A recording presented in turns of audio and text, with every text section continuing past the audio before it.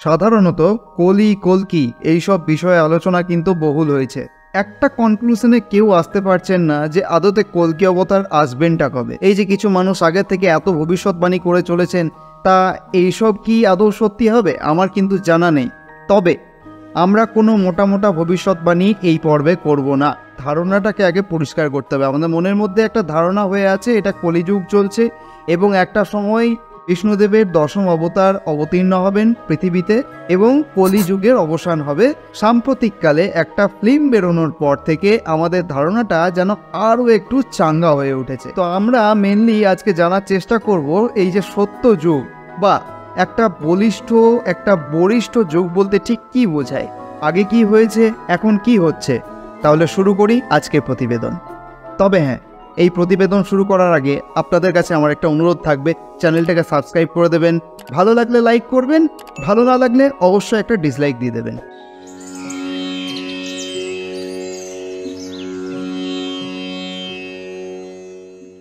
তো আজকের প্রশ্নটি যিনি করেছেন নবীন রায় মহাশয় করেছেন বাঁকুড়া থেকে। প্রশ্নটি করেছেন কলিযুগের সমাপ্তি হলে ঠিক কি হবে, কলি কে, কলির উৎপত্তি কোথা থেকে, এসব বিষয়ে আর কিছু বলবো না, কারণ আশা করি আপনারা এই নিয়ে অনেক ভিডিও দেখেছেন, এই নিয়ে অনেক কিছু জানেন, তাই এইসব বিষয় বলে এই ভিডিওকে লম্বা করব না। তবে এই কলিযুগের সমাপ্তি হলে অবাস্তব কিছু হবে না, যা হবে বাস্তব হবে। প্রতিনিয়ত কিন্তু কলিযুগের অবসান হচ্ছে, কল্কি অবতারের আগমন ঘটছে, আবার কলিযুগ আসছে, আবার কল্কি অবতার আসছেন, তাকে ধরে ধরে পেটাচ্ছেন এবং সঙ্গে সঙ্গে কিন্তু কলিযুগের অবসান হয়ে যাচ্ছে।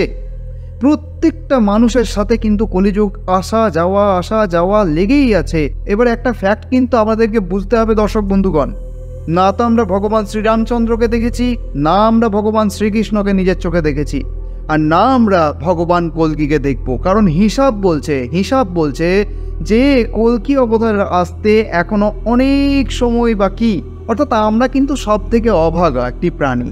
ঠিক আছে, এবারে আমরা যে সময়টাই বসবাস করি সেটা হচ্ছে কলিযুগের না তো প্রারম্ভ আর না তো মধ্যবর্তী জায়গা। দেখুন তো আমাদের অতীতকালে কত কিছু হয়ে গেছে, আমাদের যখন হয়তো জন্মই হয়নি তখন কত কিছু ঘটনা ঘটে গেছে। মুঘলদের আক্রমণ হয়েছে, ইংরেজদের আক্রমণ হয়েছে, বর্গীদের আক্রমণ হয়েছে, এই বাংলাতে কত না কে শাসন করেছে, ইতিহাস সাক্ষী আছে, গুগল করলেই পেয়ে যাবেন। তাহলে সেগুলো কি কলিযুগ ছিল না? আজকে যে রাজতন্ত্র ছেড়ে আমরা গণতন্ত্রের মধ্যে রয়েছি সেটা কিন্তু একদিক থেকে সত্যযুগের আগমন, কিন্তু এখানেও গণ্ডগোল আছে। আমরা যে গণতন্ত্রে বাস করছি সেখানেও আস্তে আস্তে কলির প্রবেশ ঘটেছে। কলি যে পাত্রতেই যাচ্ছে তার আকার ধারণ করে নিচ্ছে আস্তে আস্তে। অর্থাৎ এই যে গণতন্ত্র, এই গণতন্ত্রের পরেও হয়তো আরও স্বাধীন গণতন্ত্র আসবে এবং সেই তন্ত্রে কিন্তু মানুষ আরও একটু স্বাধীন হয়ে যাবে। তখন হয়ে যাবে সেটা সত্যযুগ এবং তারপরেও কিন্তু কলি আবার সেখানে প্রভাব বিস্তার করতে শুরু করবে। এইভাবেই তার মধ্যে কিছু কিছু উদাহরণ দিই। দেখুন সিম কার্ডগুলোর অবস্থা দেখুন, আপনার বাড়িতে যে ফোনটা আছে দেখুন এক ধাক্কায় 3 তারিখ 4 তারিখ করে কত প্ল্যান হাইক করেছে। হিসাব মিলিয়ে দেখা যাচ্ছে যে তাদের লভ্যাংশ থাকার পরেও কিন্তু এই প্রাইসটা হাইক করেছে। হঠাৎ করে বিএসএনএলের আগমন, আমি নিজেও একটা সিম কার্ড কিনে এনেছি। এখন যে ভিডিওটা আপনি দেখছেন এই ভিডিওটা কিন্তু আপলোড হচ্ছে বিএসএনএলের নেট থেকে। আমাদের এখানে 3G পরিষেবা খুব সুন্দর চলছে, আমি বেশ কয়েকদিন ধরে চালাচ্ছি। তো এই যে ছল কপট, ভেদভাব, বৈষম্য, এই জিনিসগুলি কিন্তু মানুষের দ্বারাই গঠিত হয়। মানুষের মন কিন্তু এই জিনিসগুলিকে গঠন করে একটু একটু করে। যখন কেউ ঠকায় তখন তার খুব আনন্দ হয়, কারণ এই ঠকানোর পেছনে তার কোনো উদ্দেশ্য থাকে এবং সে কিছু পায় ঠকিয়ে। এবং যারা ঠকে তারা কিন্তু কাঁদে, তারা দুঃখ পায়, তখন তারা বলে এটা কলিযুগ তো। কিন্তু সেই মানুষ যখন ন্যায় পায় তখন তার জন্য হয় সেটা সত্যযুগ। কম্পিউটারের সাথে আমাদের মিল কোথায়? কম্পিউটারের সাথে মিল আমাদের অনেক আছে। সমস্যাটা কোথায় জানেন? কম্পিউটারে যা কিছু তৈরি করা হয় সমস্ত কিছু মানব দ্বারা নির্মিত। আদতে পুরো কম্পিউটারটাই মানুষ তৈরি করেছে, কিন্তু মানুষের শরীরটা মানুষ তৈরি করেনি। মানুষের শরীরটা, মনটা, সমস্ত কিছু কিন্তু ভগবানের দান। মানুষের শরীর মন একসাথে একে অপরের পরিপূরক। কম্পিউটারের সফটওয়্যার আছে, মানুষের মন আছে। কম্পিউটারে হার্ডওয়্যার আছে, মানুষের দেহ আছে। কম্পিউটারের সফটওয়্যার এবং হার্ডওয়্যার একে অপরের পরিপূরক, কেউ কাউকে ছাড়া চলতে পারে না। আপনি মনিটর নিয়ে এলেন, মাউস নিয়ে এলেন, কিবোর্ড নিয়ে এলেন, সিপিইউ নিয়ে এলেন, সমস্ত কিছু বিল্ড করে ফেললেন, পুরো একটা কম্পিউটার বিল্ড করে ফেললেন, তারপরে আপনি বললেন যে আমি কোনো অপারেটিং সিস্টেম এখানে ইনস্টল করব না, আমি শুধুই চালাবো। আপনি পাওয়ার দিলেন কিন্তু কম্পিউটার অন হলো না। কিন্তু মানুষের ক্ষেত্রে কি হয়, মানুষ জন্ম নেওয়ার পর থেকে অনেকটাই কিন্তু এইরকম মুডেই থাকে। তার সফটওয়্যার কিন্তু প্রাকৃতিকভাবে ডেভেলপ হতে শুরু করে। প্রকৃতি কিন্তু একটা মানুষকে ডেভেলপ করে, দিনের পর দিন ডেভেলপ করে। যেটা প্রধান বিদ্যা, যেটা ল্যাঙ্গুয়েজ, যেটা প্রোগ্রামিং, কম্পিউটারের ভাষায় আমরা প্রোগ্রামিং করে বিভিন্ন সফটওয়্যার তৈরি করি, আমরা নিজেরাই ভাষা শিক্ষা করি এবং পরে আমাদেরকে বর্ণ পরিচয় পড়ানো হয়। তারপরে একটু একটু একটু করে এসো আঁকি, এসো লিখি, এরকম নানান রকম করে আস্তে আস্তে আমরা যখন উচ্চশিক্ষার দিকে যাই তখন আমাদের পাঠ্যপুস্তক কিন্তু অনেকটাই বর্ধিত হয়। আমরা কিন্তু সেইভাবে শিখতে আরম্ভ করি। ঠিক সেই রকমই কম্পিউটারের ল্যাঙ্গুয়েজও সেই রকম।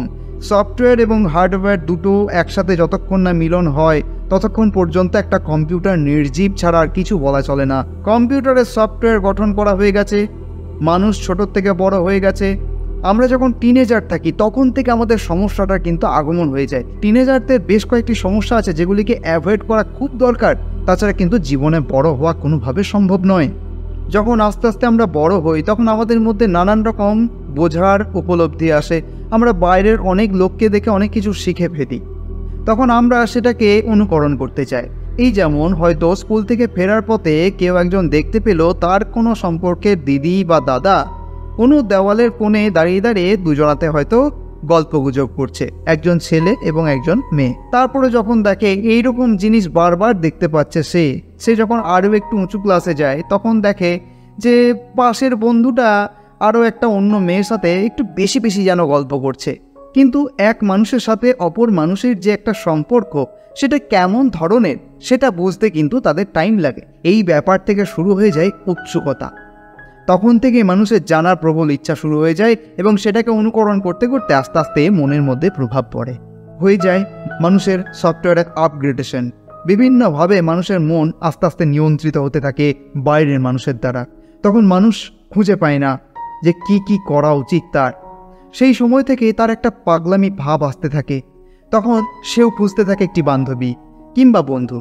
যখন কোনো বান্ধবীকে দেখে অন্য কোনো বন্ধুর সাথে মিশতে তখন অটোমেটিক সেই বন্ধুর বা সেই বান্ধবীর নিন্দা করা শুরু করে সে। কেন করে?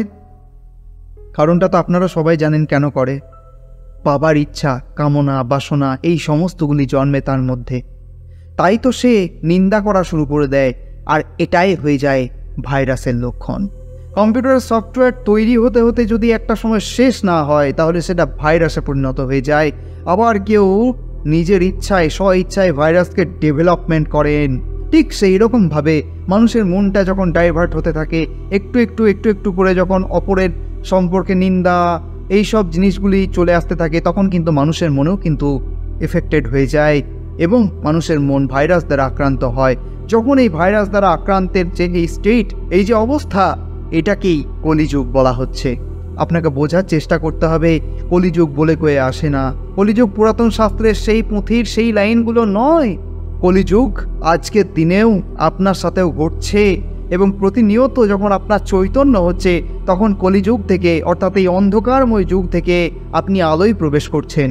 কম্পিউটারে ভাইরাস ঢুকলে আমরা কোথায় যাই? কম্পিউটারের দোকানে যাই না। আমাদের মানুষের মনে যখন ভাইরাস ঢোকে তখন আমরা কোথায় যাই? মেনলি আমরা সৎসঙ্গে যাই। যদি কোনো ব্যক্তি বুঝতে পারেন যে আমি খারাপ পথে হাঁটছি, এবারে আমার মনের মধ্যে ভাইরাস ঢুকছে, তাহলে কিন্তু তিনি ডাক্তারের কাছে যান, সৎসঙ্গে যান, বিভিন্ন ধর্মীয় স্থানে কিন্তু ঘোরাফেরা করেন সেই ভাইরাস থেকে মুক্তি পাওয়ার জন্য। সেই যে সৎসঙ্গ, সেই যে ডাক্তারবাবুদের কথাবার্তাগুলি, সেই যে ওষুধগুলি অ্যান্টিভাইরাসের কাজ করে। এই যে প্রেমজ, নিন্দা, চর্চা, এই যে জিনিসগুলি আসে, মেনলি প্রেমকে ভাইরাস বলছি না, কিন্তু প্রেমের পরে যে ছ্যাঁকা খাওয়ার পর যে জিনিসগুলি তৈরি হয় সেটাকে ভাইরাস বলছি। সেটা কিন্তু আনডেভেলপমেন্ট অবস্থায় থেকে যায়। প্রেমের ছ্যাঁকা খাওয়ার পর কিন্তু মানুষের যন্ত্রণা তীব্র গুণে বাড়ে। অনেক মানুষ কিন্তু এই জন্য আত্মহত্যারও শিকার হন। তাই আমরা এখানে কলিযুগ দেখতে পাই। আমরা বাস্তবিক দিক আলোচনা করছি। আমরা পৌরাণিক শাস্ত্রে গিয়ে শুধু কিন্তু লম্পঝম্প করে আমাদের কোনো লাভ হবে না। আমাদেরকে এখনকার সময়টা বুঝতে হবে, কারণ না তো আমরা কলিযুগের অবসান দেখতে পাবো আর না তো আমরা কল্কি অবতারের আগমন দেখতে পাবো। অর্থাৎ আমাদেরকে বর্তমান সময়ের নিরিখে বিবেচনা করেই কিন্তু বুঝে নিতে হবে যে আদতে আমরা কলিযুগকে কিভাবে শেষ করতে পারি, আমাদের জীবন থেকে কলিযুগকে কিভাবে তাড়িয়ে ফেলতে পারি। পৌরাণিক শাস্ত্র পড়ে অবশ্যই পড়ুন, অবশ্যই বুঝুন, এগুলি গুণী মানুষের কাজ। কিন্তু দয়া করে উদ্বিগ্ন হবেন না, আজ কল্কি আসছে, কাল কল্কি আসছে। তো আমাদের মনটা হলো সফটওয়্যার, আমাদের দেহটা হলো হার্ডওয়্যার, আমাদের আত্মা হলো আমাদের তড়িৎ শক্তি, আর পরমাত্মা হচ্ছেন সেই তড়িতের উৎপাদক এবং নিয়ন্ত্রক। অর্থাৎ পরমাত্মা ছাড়াও কিন্তু আমরা চলতে পারবো না। আমাদেরকে যিনি তৈরি করেছেন আমরা তাকে দেখতে পাবো না ঠিকই, কিন্তু আমাদেরকে এটা মেনে নিতেই হবে। আমরা কোনো কুসংস্কার নিয়ে আলোচনা করব না, কারণ আমরা সব সময় কুসংস্কার খণ্ডন করে থাকি। তো এই যে অন্ধকার, এই অন্ধকারকে নির্মূল করতে হবে, আলো জ্বালতে হবে। আপনি আলোকে আটকে ফেলতে পারেন। কোন এক পূর্ণ প্রভাতে আপনি বাড়ির জানালাগুলো খুলবেন না, দেখবেন আপনার বাড়িটা অন্ধকারই থাকবে। কিন্তু রাত্রেবেলায় আপনি জানলা খোলেন আর না খোলেন, আপনি আলো যদি না জ্বালালেন, তাহলে দেখবেন বাইরে যেমন অন্ধকার তেমনি ঘরের মধ্যে ঘুটঘুটে অন্ধকার। তো অন্ধকারকে আটকানো যায় না বন্ধুরা। নিজের অন্ধকার তখনই দূর হবে যখন আমাদের শেখার আগ্রহ বাড়বে, জানার আগ্রহ বাড়বে, আমরা সমস্ত কিছু নতুন উদ্যমে শুরু করতে পারবো। আমরা তখনই অন্ধকার থেকে বেরিয়ে আসতে পারবো যখন আমাদের কুচিন্তা, কুভাবনাগুলি মন থেকে দূর করে দেব। এই ভাইরাস রূপী জীবাণুগুলি আমাদের মন থেকে যখন আমরা বের করব, তখন আস্তে আস্তে আমাদের মনের যে গ্লানি সেগুলো দূর হতে শুরু করবে এবং আমাদের চিত্ত, মন সমস্ত কিছু শুদ্ধ হতে থাকবে। তখন দেখবেন অবশ্যই কলিযুগ নয়, সত্য যুগে বসবাস করছি আমরা। আমাদের মনের ওপরেই ডিপেন্ড করছে বন্ধুরা যে আমরা কোন যুগে বসবাস করছি, সত্য যুগে বসবাস করছি না কলিযুগে বসবাস করছি, নাকি অন্য কোনো যুগে বসবাস করছি। সিম কার্ডের যে উদাহরণটা দিলাম, বুঝলেন তো কীভাবে একটা আলোর সময় অন্ধকারে পরিণত হচ্ছিল। অবশেষে এই যে বিএসএনএল রূপী কল্কির আগমন হলো, সেখানে মানুষের পকেটে টান পড়া থেকে অনেকটা বাঁচলো তো মানুষ। তাই জোর গলায় বলতে পারা যায় আমাদের মানব জীবনে আমরা অনেক কিছু করতে পারি। আজ আমরা যেটা করতে ভয় পাই, কালকে আমরা সেটা করতে ভয় পাবো না। উপরন্তু আমাদের মনের মধ্যে যে উদ্দীপনা, যে সাহস জন্মাবে, সেই সাহস থেকে আমরা অনেক কিছু করতে পারবো। দর্শক বন্ধুগণ, যখন হাওয়া দেয়, যখন ঝড় ওঠে, সে সময় বাইরে আপনি দেশলাই কাঠি জ্বালাবার চেষ্টা করবেন, কিছুতেই জ্বলবে না। আপনি কোনো একটা কাগজ জ্বালাবার চেষ্টা করবেন, কোনোভাবেই আপনি সেই দেশলাই কাঠিটা জ্বালাতে পারবেন না। কিন্তু দর্শক বন্ধুগণ, যে বাতাস সেই দেশলাই কাঠিকে জ্বলতে দিচ্ছে না, যদি আপনি এই দেশলাই কাঠিটা কোনোভাবে জ্বালিয়ে যদি সেই কাগজটাকে ধরাতে পারেন, তো ওই একটা দেশলাই কাঠি থেকে কিন্তু অনেক বড় আগুনের উৎপত্তি হয়ে যাবে। হাওয়াকে ভয় পাবেন না, হাওয়ার সঙ্গে চলুন। যে হাওয়া আপনাকে বাধা দিচ্ছে, অবশ্যই সেই হাওয়ায় আপনাকে একদিন উঠতে সাহায্য করবে। আমাদের মানব জীবনটা হচ্ছে অনেকটা শেয়ার বাজারের মতো। কেন বলছি? শেয়ার বাজারের দুটো দিক, একটা হয়ে যায় বাই, একটা হয়ে যায় সেল। যা ওপর দিকে ওঠে সেটাকে আমরা বুলিশ বলে জানি, আর যা নিচের দিকে নামে তাকে আমরা বেয়ারিশ বলে জানি। বুলিশ হচ্ছে খ্যাপা ষাঁড়। তো এই খ্যাপা ষাঁড়ের মতন ছুটতে হবে আমাদেরকে, তবে আমরা জীবনে সত্যযুগ প্রতিষ্ঠিত করতে পারবো। আর ভাল্লুকের মতন যদি আমরা নামতে শুরু করি উঁচু পাহাড় থেকে মাথা নামিয়ে, তাহলে সেটা হয়ে যায় বিয়ারিশ। যখন কোনো ব্যক্তি ভালো পথে থাকেন, ভালো কাজ করেন, সম্মানীয় কাজে যুক্ত থাকেন, তখন কিন্তু তিনি সম্মানপ্রাপ্ত হন, সমাজে তিনি একটা প্রতিষ্ঠা পান। কিন্তু কোনো ব্যক্তি যখন কুকর্ম করে বেড়ান, অসাধু চক্রে জড়িত হয়ে যান, তখন তিনি আস্তে আস্তে সামাজিকভাবে দুর্বল হয়ে পড়েন। সমাজে কেউ তাকে পছন্দ করে না। দুটোর থেকেই কিন্তু কিছু না কিছু পাবে মানুষ। একটা হয় সুখ্যাতি, আরেকটা হয় কুখ্যাতি। মানুষ সুখ্যাতি অর্জন করে অনেক দূর যায়, আর মানুষ কুখ্যাতি অর্জন করেও অনেক নিচে নামতে থাকে। নামতে নামতে নামতে নামতে একটা সময় তলানিতে পৌঁছে যায়। তাই কলিযুগকে হাঁটাতে গেলে আমাদের ওই বেয়ারিশপনা ছাড়তে হবে, বুলিশপনাকে ধরতে হবে, তবে কিন্তু আমরা কল্কি অবতারের আগমন ঘটাতে পারবো।